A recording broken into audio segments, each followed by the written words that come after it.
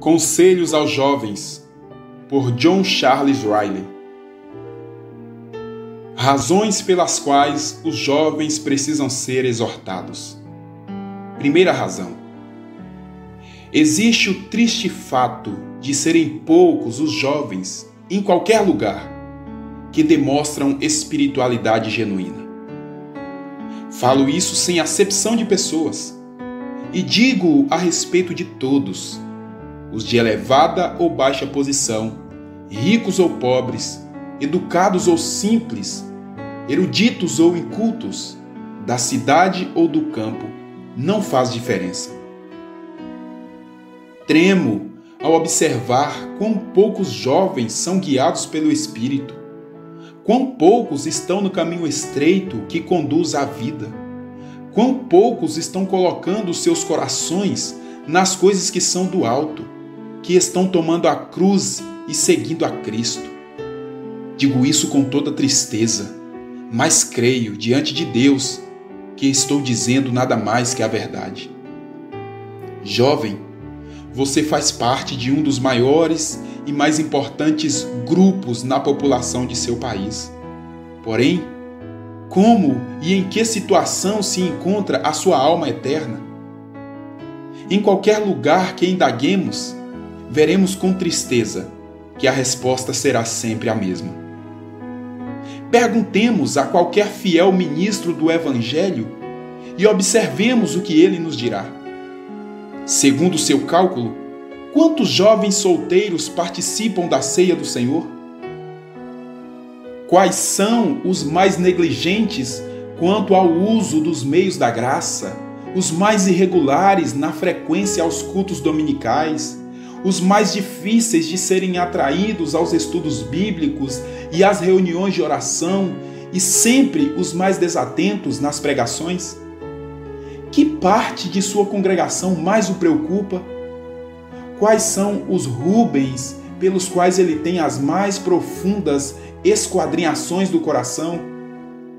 Quais no seu rebanho são os mais difíceis de conduzir? Os que requerem constantes alertas e reprimendas, os que lhe causam mais temor pelas suas almas e que parecem os mais incorrigíveis? Acredite, sua resposta será sempre os jovens.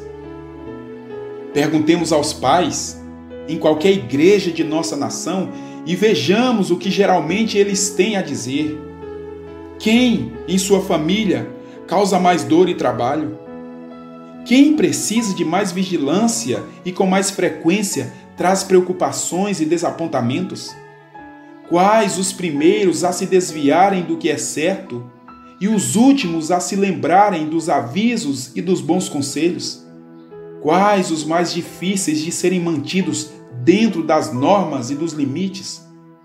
Quais os que, com mais frequência, caem no pecado, envergonham a família, entristecem seus amigos, amargam a velhice de seus parentes e fazem os de cabelos brancos padecerem de tristeza? Acredite, a resposta frequentemente será os jovens. Perguntemos aos juízes e aos delegados de polícia e observemos o que nos responderão. Quem mais frequenta as choperias e danceterias? Quem são os que menos guardam o dia do Senhor? Quem promove ajuntamentos tumultuosos e reuniões de rebeldia? Quem é mais enredado pelo alcoolismo e tem mais tendência a perturbar a paz, roubar, assaltar e fazer coisas semelhantes? Quem povoa as celas e penitenciárias? Que faixa etária mais requer incessante cuidado e vigilância? Acredite, eles imediatamente apontarão para o mesmo grupo e dirão: os jovens.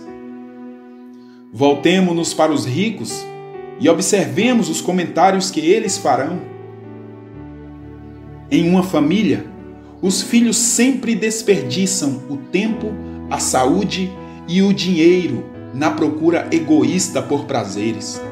Em outra, os filhos não buscam ter uma profissão específica, mas gastam o tempo mais precioso de suas vidas em fazer nada. Em outra, exercem a profissão como um mero esporte, sem atentar para as responsabilidades nela envolvidas.